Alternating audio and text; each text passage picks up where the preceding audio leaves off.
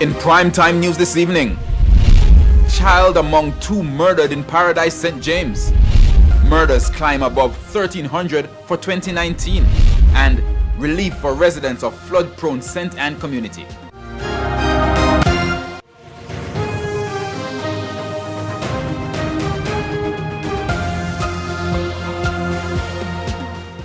Good evening and welcome to Primetime News, on air and online at onespotmedia.com. I'm Herman Green. And I am Andrea Chisholm. Also this evening we have the top business stories of the day. Milton Walker has our preview. Yes, Andrea. Supreme Ventures makes a big acquisition. We'll have that story in the business day. All right, thank you, Milton. From Milton, we go to Jordan Fort, who has what's coming up in sports. Jordan? Well, Herman, it's as you were at the top of the Red Stripe Premier League standings after Mount Pleasant. They lost to Cavalier in the latest round of matches last night. Much more on that and more in Primetime Sports Monday.